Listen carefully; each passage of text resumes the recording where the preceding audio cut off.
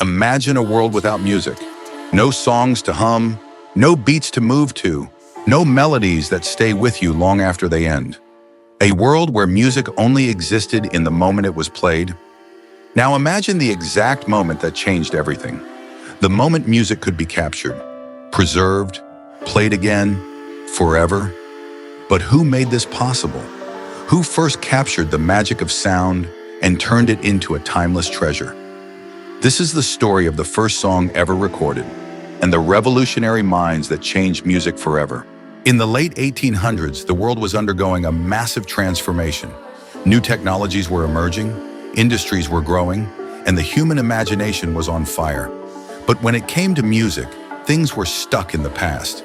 Music was fleeting, a moment of joy, sadness, or excitement, but once it passed, it was gone. No way to relive it, no way to hear it again. But what if that could change? What if music could be captured and replayed? What if sound could be stored for anyone to hear at any time?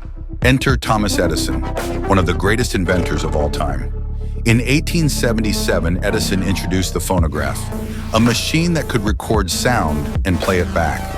For the first time in history, a human voice could be heard after it was spoken. For the first time, music could be captured for eternity. Edison's first recording was simple, just a few words. Mary had a little lamb. It's hard to imagine the magnitude of this moment. Just think about it. Those words were the first human sounds ever captured by a machine, a breakthrough so profound that it would change music forever. Edison didn't just invent a device. He invented a new way to experience sound, a new way to experience music. And with it, he set the world on a path toward the musical revolution that we still live in today. But Edison wasn't the first to think about recording sound. Before him, a Frenchman named Édouard-Léon Scott de Martinville had already laid the groundwork for this revolution. Back in 1857, he created the phonograph, a machine designed to capture sound visually. Scott's invention wasn't able to play back sound. It could only record the vibrations of sound waves, turning them into visual patterns on paper. But his idea was crucial. It was a glimpse into the future. In 1860, Scott made the first recorded audio, a simple French folk song, Au clair de la lune. Though this was the first recorded piece of music in history, it was unheard for nearly 150 years. Why? Because Scott's phonograph couldn't play back sound. The audio was lost in time, its sound trapped in an invisible form, until technology advanced enough to bring it back to life. It wasn't until 2008, more than a century later, that Scott's recording was finally brought to life.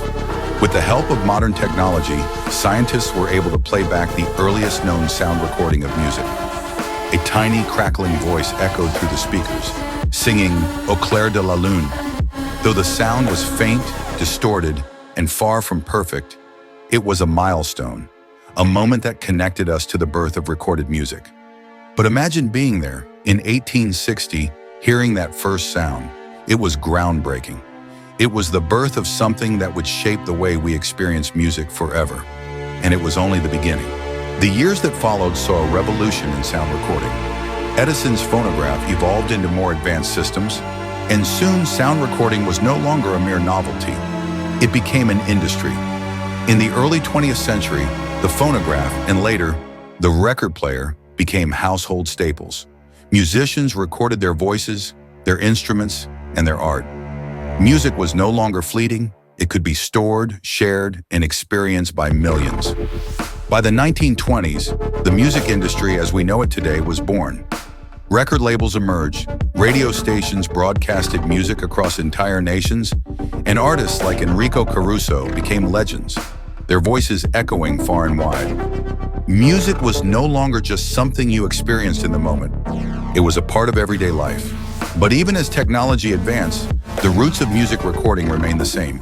The foundation laid by Edison, Scott, and others gave birth to an industry that would define culture for decades.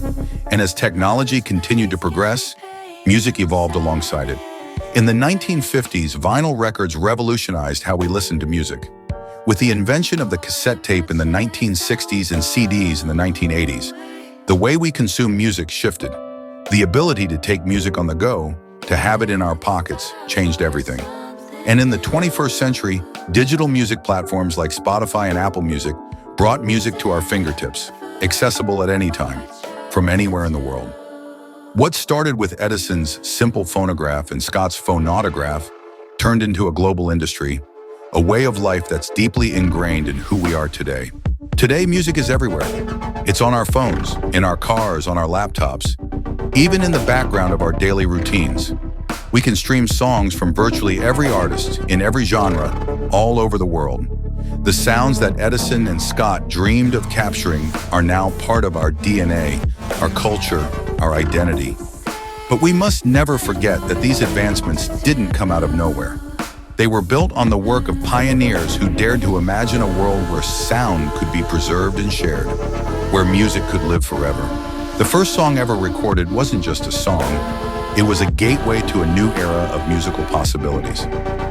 Every song we listen to today, whether it's a chart-topping hit or an underground masterpiece, exists because someone, Edison, Scott, or countless others, dreamed of a world where music could be more than just a fleeting moment.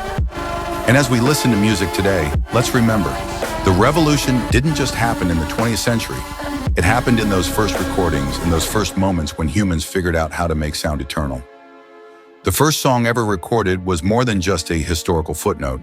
It was the beginning of an endless conversation, a conversation that continues today and will continue long into the future.